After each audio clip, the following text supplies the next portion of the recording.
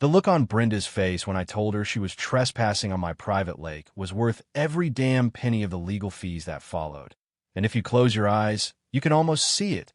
The way the July sun hit those oversized designer sunglasses of hers while she stood on my dock, clutching a clipboard like it was a holy relic, only to turn the color of skim milk when she realized the outsider she'd been bullying actually held the keys to the kingdom. I'm standing there, smelling the charcoal from the grill and the faint scent of pine needles, pointing at fresh no trespass signs while the motor on her expensive pontoon boat sputters into a silence, so loud you could hear the dragonflies buzzing. And the best part wasn't Oppos. Just the silence. It was the 20 neighbors watching from the shoreline, their mouths hanging open as they realized the woman who'd been charging them lake access fees for 2 years was currently standing on land she had zero right to set foot on. But hey, let's back up a second, because this wasn't Oppos just about a grumpy neighbor or a property line dispute. This was about a woman named Brenda Vance who had planned to hit our little community with a $2.3 million special assessment for shared waterfront rights that didn't Oppos exist, and she thought she'd found the perfect mark when I inherited the place, man. She couldn't Oppos had been more wrong. My name's Silas Thorne, and about 8 months ago, I was just another burnout civil engineer in Chicago, living a life measured in blueprints and bitter coffee, wondering why the hell I was working 80 hours a week for a firm that didn't Oppos know my middle name. Then I got the call that my Uncle Elias had passed away. Now, Uncle Elias was a legend in Oak Haven, New Hampshire. He was the kind of guy who wore flannel in July, fixed everyone's outboard motors for the price of a cold beer, and owned about 900 acres of pristine forest, including the entirety of Blackwood Lake. Growing up, I spent every summer there, learning how to track deer and how to keep a boat steady while the water lapped against the hull, and Elias always told me that the land was a responsibility, not just a possession. He let everyone in town use the cove, hosted the annual fish fry, and never put up a single fence because he believed the lake was the heart of the community. So when I showed up in Oak Haven to settle the estate, I expected a quiet transition, a chance to breathe the mountain air and figure out what to do with a house that smelled like old wood smoke and peppermint tobacco. But instead, I ran headfirst into the Oak Haven Shores Community Standards Committee and its fearless leader, Brenda Vance. Brenda was the kind of person who treated the word community like a weapon. She was 50-something, always dressed in crisp white tennis gear, even though the nearest court was 20 miles away, and she drove a white SUV that she parked wherever the hell she wanted because she felt she was the law. She showed up at my front door exactly 4 days after the funeral, didn't Oppos to even say she was sorry for my loss, just handed me a 40-page binder and told me we needed to, formalize the informal arrangements, my uncle had with the town. She stood there in my entryway, smelling like expensive perfume and condescension, telling me that since the property was transitioning to a, non-resident owner, the community needed to secure its recreational rights through a $12,000 annual maintenance fee and a signed easement agreement. The way she said, non-resident, sounded like she was calling me a stray dog that had wandered into a garden party, and she had this shark-like smile that didn't Oppos reach her eyes, just sat there on her face while she explained that Uncle Elias had been, grossly negligent, in his management of the shoreline. I told her I needed time to look through the papers, and the way her smile flickered, just for a microsecond, told me she wasn't Oppos to use to people saying, no, to her, or even, not yet, The following weekend, I decided to have a few of my old buddies up from the city for a small barbecue.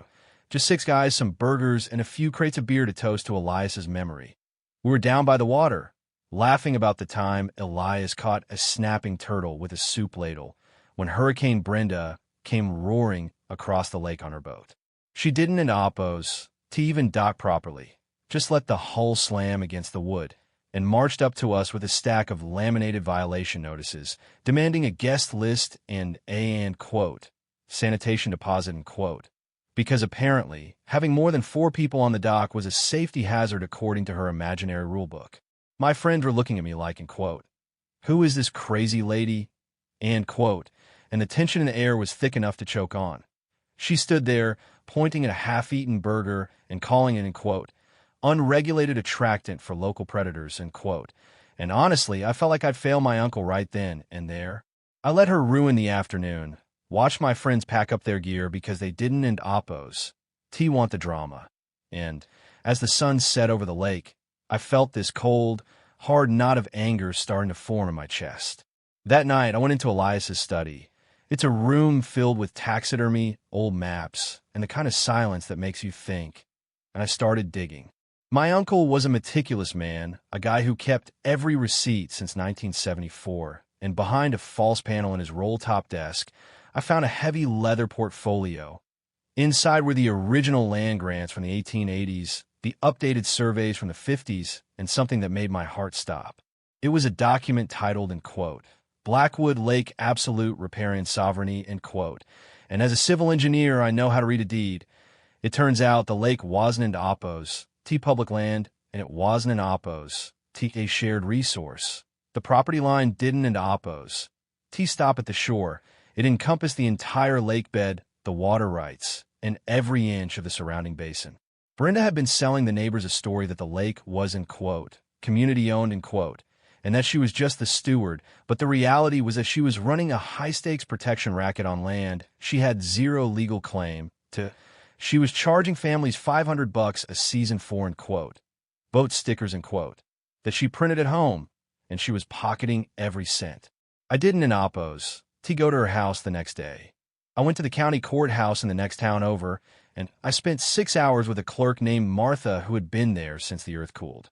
We went through the microfiche, the tax records, and the HOA filings, and we found the smoking gun. The Oak Haven Shores Community Association was an oppos, T illegal entity. It was a, and quote, social club, and quote, that Brenda had registered as a nonprofit, but it had no power to levy fines, no authority to enforce codes, and certainly no right to the lake. Armed with a folder full of certified copies, I went back home and waited for the next move, and I didn't in oppos. T have to wait long. Monday morning, I found an, quote, notice of intent to lien, in quote, taped to my windshield, claiming I owed the, in quote, association, in quote, $3,000 in back fees for, in quote, shoreline degradation, end quote. I just sat there in my truck, laughing until my ribs hurt, because Brenda Vance was about to learn the difference between an engineer and the people she'd been bullying. I started calling around, talking to the neighbors like Mrs. Gable down the road, an 80-year-old widow who told me she'd been paying Brenda $200 a month just so her grandkids could swim in the cove, and Jim, the guy at the hardware store, who confessed Brenda had threatened to, in quote, revoke his water access, in quote, if he didn't in oppos, T support her new development plan. The, in quote, plan, in quote, was the real kicker. Brenda was pushing for a, in quote, community enhancement project, in quote, that involved building a private clubhouse and a 20-slot marina on my land, funded by that $2.3 million assessment she was going to force the neighborhood to pay. She told everyone I was, in quote, pro-development, in quote, and that I was going to sell the lake to a resort company unless the community, in quote, claimed it, in quote. First, she was using fear to get them to sign away their savings, and she was using my silence to make it look like I was the villain. So, I decided it was time for a little community meeting of my own.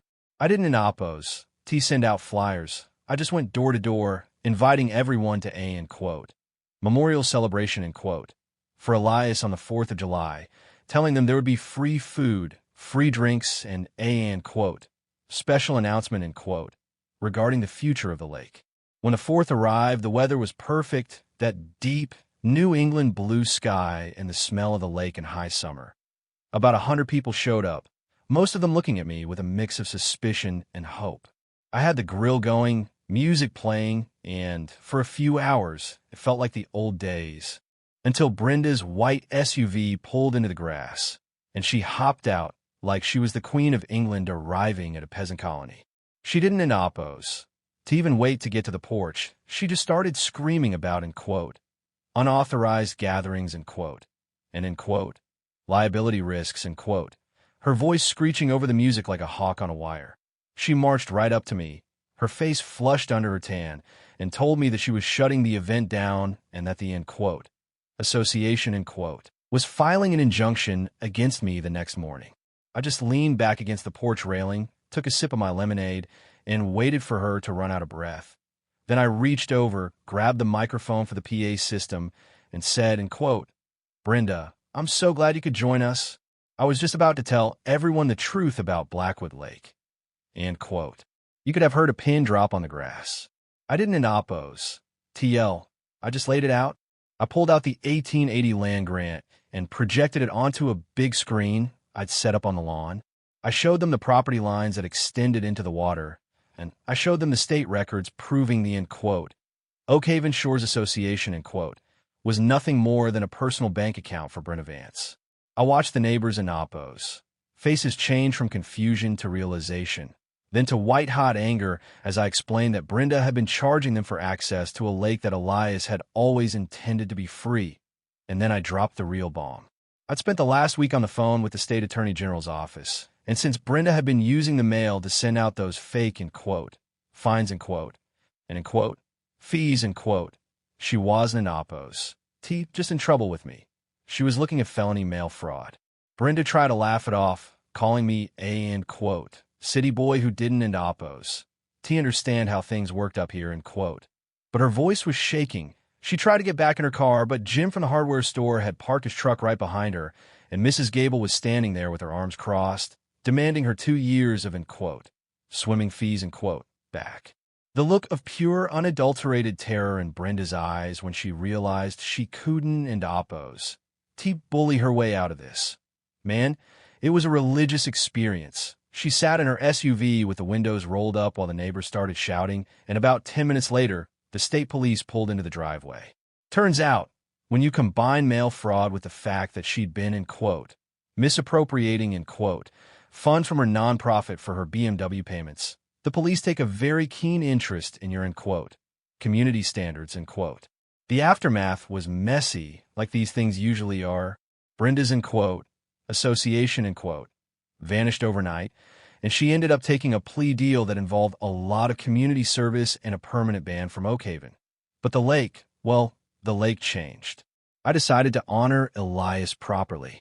I didn't, end oppos. Fence it off, and I didn't, end oppos. Charge a dime. Instead, I worked with the state to turn the shoreline into a protected conservation easement, ensuring that no one, not me, and certainly not another Brenda, could ever try to turn Blackwood Lake into a private paycheck again.